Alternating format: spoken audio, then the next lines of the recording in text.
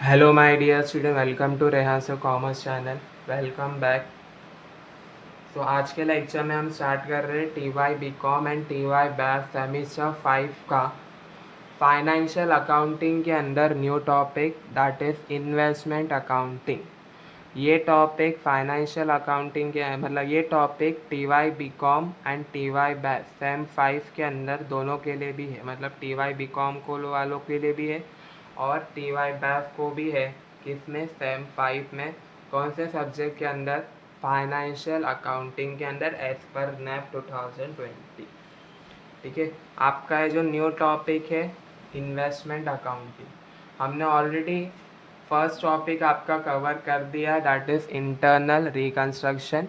आज से हम सेकेंड टॉपिक स्टार्ट करने जा रहे हैं फाइनेंशियल अकाउंटिंग के अंदर, दैट इज़ इन्वेस्टमेंट अकाउंटिंग। तो what is the meaning of investment accounting? Investment का मतलब क्या होता है?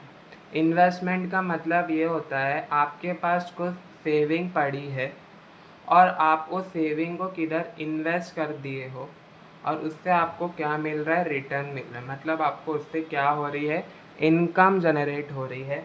उसको हम बोलते हैं इन्वेस्टमेंट। फॉर एग्जांपल आपकी सेविंग्स है, सेविंग्स है आपका कुछ भी, मतलब और वो सेविंग्स को आपने किधर इन्वेस्ट किया, किधर भी आपने इन्वेस्ट किया, कोई भी प्रॉपर्टी में आपने इन्वेस्ट किया, शेयर्स में इन्वेस्ट किया, डिबेंचर में, बॉन्ड में, म्यूचुअल फंड में, आपने किधर भी वो इनकम को, सेविंग्स को जनरेट किया, मतलब इन्वेस्ट किया। तो आपने वो इन्वेस्ट किया तो उससे आपको क्या मिलेगा? उसका रिटर्न मिलेगा, राइट। तो रिटर्न्स मिलेगा तो आपको क्या होगा? और इनकम जनरेट होगा। तो सिंपल वर्ड में बताओ तो इन्वेस्टमेंट का मतलब ये होता है आप अपनी सेविंग को किधर इन्वेस्ट करते हो for the purpose of income, उसको हम बोलते हैं इन्वेस्टमेंट। ठीक है। अब इन्वेस्टमेंट अकाउंटिंग होता है क्या? फॉर एग्ज़ाम्पल मान लो मेरे को हर महीना, ठीक है, पर मंथ, अभी मैं टीचिंग की जॉब कर, उससे मुझे हर महीना for example 20,000 her month salary generate होती है। फॉर एग्ज़ाम्पल हर मंथ मुझे 20,000 सैलरी क्या हो रही है? जनरेट हो रही है। अब वो सैलरी आ रही है, मतलब मेरे पास हर महीना 20,000 इनकम आ रही है। तो इनकम आने से क्या होता है? उससे अपन इनकम को क्या, उसके एक्सपेंसेस को भी अपने को पे करना पड़ते हैं। हर महीने तो इनकम तो आ जाती है मगर अपने एक्सपेंसेस भी तो होते हैं हर महीने के, लाइट बिल पे करना, वाटर बिल पे करना, रेंट पे करना और दूसरे सब डेली लाइफ के एक्सपेंसेस। तो मेरी वो 20,000 इनकम महीने में आई और मैंने सब एक्सपेंसेस को पे करा, सब कुछ पे कर दिया, मतलब मेरी डेली लाइफ का भी एक्सपेंसेस हो गया और मेरे उसमें से 3,000 बच गए। मतलब मेरी 20,000 सैलरी आई, सैलरी आने के बाद मैंने सब एक्सपेंसेस पे करने के बाद अब वो इनकम में से मेरा 3,000 बचा, तो मैं उसको क्या बोलूँगा? मेरे लिए, मेरी लैंग्वेज में सेविंग। वो 3,000 का मेरा क्या हो गया? सेविंग हो गया। तो मैंने सोचा है मेरा जो 3,000 बचा है, अगर मैं इसको बैंक अकाउंट में डालूँगा, अगर 3,000 को मेरे मैं रिटर्न मेरे बैंक अकाउंट में डालता हूँ तो मैं वो कुछ 1-2 महीनों के बाद वो 3,000 को देखूँगा तो 3,000 ही रहेगा। अभी आप फॉर एग्ज़ाम्पल समझो आप इनकम जनरेट, आपके पास कुछ सेविंग है और आप सोच के कुछ सेविंग को कुछ बैंक अकाउंट में रखते हो। फॉर एग्ज़ाम्पल आपके पास 10,000 की सेविंग, तो वो सेविंग आप कोई बैंक अकाउंट में रखते हो। अब आगे 2-3 महीनों के बाद, 6 महीने के बाद आपको कुछ पैसों की ज़रूरत आई और आपने देखा, मैं आपने सोचा कि भाई मैंने कुछ सेविंग रखा था मेरे बैंक अकाउंट में 10,000 का, तो आपने देखा वो जाके बैंक अकाउंट में 10,000 ही रहेगा ना, वो 10,000 बदलेगा क्या? नहीं। हाँ, मगर अगर आप वो 10,000 किधर इन्वेस्ट कर देते थे, शेयर्स के अंदर, डिबेंचर के अंदर, म्यूचुअल फंड्स के अंदर, बॉन्ड्स के अंदर, तो वो 10,000 का कुछ 6 महीनों के अंदर बदलाव होता था। मगर आपने ये 10,000 किधर रखा? बैंक अकाउंट में रखा, तो कुछ बदलाव हुआ क्या? नहीं। तो वैसे ही मेरा हर महीना 3,000 की सेविंग होती है, ठीक है। तो 3,000 मैं अभी बैंक अकाउंट में रखूँगा तो आगे जाके मैं देखूँगा तो 3,000 मेरे लिए 3,000 ही रहेगा ना। अब वो 3,000 मैं आगे जाके देखता हूँ 1-2 महीनों के बाद तो 3000 मेरे लिए बैंक अकाउंट के अंदर तो 3000 ही रहेगा, उसके अंदर मेरे पास कुछ बैंक, जब मैं पैसा निकालने जाऊँगा तो बैंक वाले क्या मेरे को कुछ बख्शीश उसके ऊपर और देंगे क्या? नहीं, तो मैंने जितना अपना पैसा 3000 बैंक अकाउंट में रखा था उतना ही पैसा मुझे देंगे, मगर वो 3000 मैं किधर इन्वेस्ट कर दूंगा, मगर मैं वो 3000 किधर इन्वेस्ट कर दूंगा तो आगे जाके मेरे को 6 महीने बाद या 1-2 महीने के बाद कुछ पैसों की ज़रूरत आई है, पड़ती है, तो वो 3000 मेरा 3000 नहीं रहेगा, उसमें मेरा और प्रॉफिट जनरेट होगा।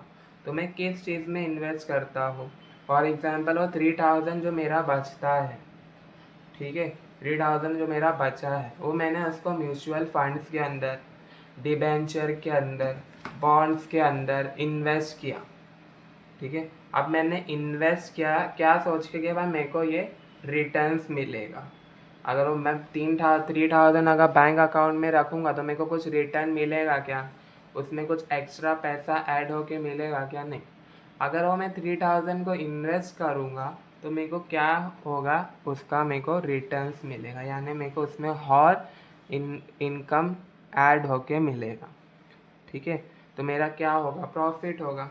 तो फॉर एग्जांपल मैंने वो 3000, तो मान लो मैंने 3000 मैंने डिबेंचर में इन्वेस्ट किया, तो मैंने डिबेंचर में इन्वेस्ट किया तो मुझे उससे क्या मिलेगा, इंटरेस्ट मिलेगा, आपने पढ़े हो, ठीक है।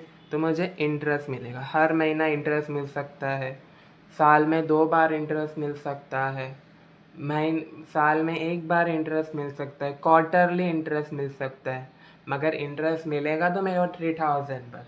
अगर वो 3000 बैंक अकाउंट में रखता तो मेरे को कुछ मिलता क्या? नहीं। मगर अभी मैंने इन्वेस्ट किया तो मेरे को हर महीना क्या मिलेगा, इंटरेस्ट मिलेगा, ठीक है। तो आपको इस शॉर्ट में मैंने आपको बता दिया, इन्वेस्टमेंट अकाउंटिंग का मतलब ये होता है कि भाई आप अपने सेविंग्स किधर इन्वेस्ट कर रहे हो ऐसी जगह जिससे आपको क्या हो रही है, इनकम, मतलब प्रॉफिट जनरेट हो रहा है आपका उससे, उसको हम बोलते हैं इन्वेस्टमेंट अकाउंटिंग। यानी आप अपनी सेविंग्स को किधर इन्वेस्ट करते हो for the purpose of income, उसको हम बोलते हैं इन्वेस्टमेंट अकाउंटिंग, ठीक है। अब मैंने फॉर एग्जांपल मैंने आपको बताया, अभी आपको क्या करना है इस चैप्टर के अंदर, इस चैप्टर में आपको यही चीज़ करना है, ठीक है। आपको इन्वेस्टमेंट करना है और उसके ऊपर इंटरेस्ट कैलकुलेट करना और आपको कॉस्ट मिलेगा, और कुछ भी नहीं करना। यस, तो आपका भी चैप्टर इसमें 2 चीज़ में इन्वेस्टमेंट किया है। पहला कौन सा चीज़ है, पहला चीज़ आपको जो इसमें इन्वेस्ट करना है वो है डिबेंचर और बॉन्ड, उसके ऊपर आपको इंटरेस्ट मिलेगा, इंटरेस्ट कैलकुलेट करना है। और सेकेंड, आपके इस चैप्टर ने शेयर्स के ऊपर इन्वेस्ट किया है, उसके ऊपर आपको क्या मिलेगा, डिविडेंड मिलेगा, राइट, ठीक है। तो ये था आपका शॉर्ट में इन्वेस्टमेंट अकाउंटिंग का मतलब। इस चैप्टर में आपको क्या करना है, आपको क्वेश्चन दिया होगा कि भाई डिबेंचर है, बॉन्ड है, उसके ऊपर इन्वेस्टमेंट करो और इंटरेस्ट कमाओ, ठीक है। आपको अभी 2 इंटरेस्ट आएंगे, फॉर एग्जाम्पल एक्स इंटरेस्ट और कम इंटरेस्ट। एक्स इंटरेस्ट का मतलब ये होता है एक्सक्लूडिंग इंटरेस्ट, मतलब आपने जो इन्वेस्टमेंट किया है उसमें इंटरेस्ट इंक्लूडेड नहीं है, आपको इंटरेस्ट निकालना पड़ेगा, ढूंढना पड़ेगा, फिर आपको उसमें इंटरेस्ट ऐड करना है तो आपको टोटल कॉस्ट मिलेगा। किसमें, एक्स इंटरेस्ट के केस में। एक्स इंटरेस्ट का मतलब ये होता है कि आपका जो इन्वेस्टमेंट किए हो उसमें इंटरेस्ट इंक्लूडेड नहीं है, आपको उसमें इंटरेस्ट पहले कैलकुलेट करना है, फिर इंटरेस्ट कैलकुलेट करने के बाद जो भी इंटरेस्ट आता है वो उसको उस वो इंटरेस्ट को आपको उसमें ऐड करना है, तो आपको मिलेगा कि आपका टोटल कॉस्ट ऑफ इन्वेस्टमेंट। वैसे ही आपका इसमें दूसरा इन्वेस्टमेंट है, that is come interest. Come interest का मतलब ये होता है कि इंक्लूडिंग इंटरेस्ट, इंक्लूडिंग इंटरेस्ट मतलब आपके कॉस्ट में आपने जो पैसा इन्वेस्ट किया है उसमें आपका इंटरेस्ट का भी पैसा इंक्लूडेड है। तो आप इस कम इंटरेस्ट के केस में क्या करोगे, आप कॉस्ट के इसमें से इंटरेस्ट माइनस करोगे तो आपको मिल जाएगा आपका टोटल इन्वेस्टमेंट का कॉस्ट। समझा? तो आपको इस चैप्टर में करना क्या है, आपको इस चैप्टर में 2 चीज़ में इन्वेस्ट करना है। मतलब आपका ये जो चैप्टर है 2 पार्ट में डिवाइडेड है। पहला पार्ट में आपको किस में इन्वेस्ट करना है, डिबेंचर और बॉन्ड्स में और म्यूचुअल फंड में, और दूसरे पार्ट में आपको शेयर्स के ऊपर इन्वेस्ट करना है। पहले पार्ट में आप डिबेंचर और बॉन्ड में इन्वेस्ट करोगे तो उसके ऊपर आप कमाओगे इंटरेस्ट। सेकेंड पार्ट पे आप शेयर के ऊपर इन्वेस्ट करोगे तो उसके ऊपर आप कमाओगे डिविडेंड। ठीक है, तो अभी इंटरेस्ट इधर जो है वो 2 पार्ट के इंटरेस्ट आएंगे, पहला एक्स इंटरेस्ट और दूसरा कम इंटरेस्ट। ठीक है, जब आप अपन सम करेंगे ना तो उसमें आपको बोलेगा कि भाई जो इन्वेस्टमेंट किया है ये एक्स इन्वेस्टमेंट में किया है, जो इन्वेस्टमेंट आप लोग ने किए वो एक्स इंटरेस्ट पे किए, जो इन्वेस्टमेंट किया है वो कम इंटरेस्ट पे किए, तो आपको फिर इंटरेस्ट में से फिर आपको कैलकुलेशन करना है। ठीक है, तो इधर आपको 2 इंटरेस्ट दिया होगा, एक एक्स इंटरेस्ट और एक कम इंटरेस्ट। एक्स इंटरेस्ट का मतलब ये होता है कि आपने जो इन्वेस्टमेंट किए हो उसमें इंटरेस्ट इंक्लूडेड नहीं है, तो आपको इंटरेस्ट फाइंड करना पड़ेगा। फिर आपका जो भी कॉस्ट होगा उसमें आपको इंटरेस्ट ऐड करना है, टोटल कॉस्ट ऑफ इन्वेस्टमेंट आपको मिलेगा। वैसे ही आपका कम इंटरेस्ट का मतलब ये होता है कि इसमें इंटरेस्ट इंक्लूडेड है, वर्ड ही बता रहे, कम मतलब इंक्लूड। कम इंटरेस्ट का मतलब ये होता है कि भाई इसमें इंटरेस्ट का पैसा इंक्लूडेड है आपके कॉस्ट ऑफ इन्वेस्टमेंट में। तो आप क्या करोगे, आपका जो भी कॉस्ट ऑफ इन्वेस्टमेंट आएगा उसमें से कम इंटरेस्ट मतलब इंटरेस्ट माइनस करोगे। कौन से केस में, कम इंटरेस्ट में। कम इंटरेस्ट में आप क्या करोगे, आपका जो भी कॉस्ट ऑफ इन्वेस्टमेंट आएगा उसमें से आप इंटरेस्ट का पैसा माइनस करोगे, फिर आपको क्या मिल जाएगा, टोटल इन्वेस्टमेंट। समझा। एक्स इंटरेस्ट में इंटरेस्ट इंक्लूडेड नहीं होता है, एक्सक्लूड होता है। तो आपको इंटरेस्ट, तो उसको आपको उसमें एक्स इंटरेस्ट में इंटरेस्ट ऐड करना है, कम इंटरेस्ट में इंटरेस्ट माइनस करना है।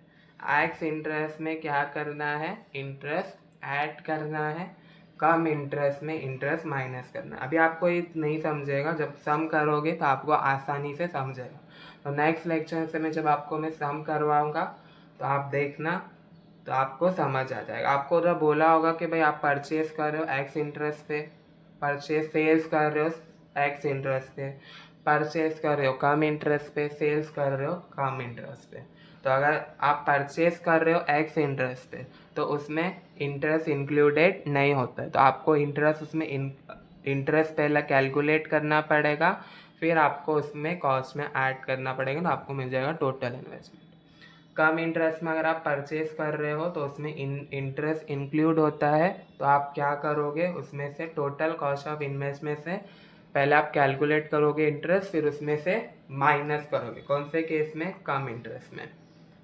ठीक है, तो ये था, मैंने आपको शॉर्ट में बता दिया what is the meaning of investment accounting.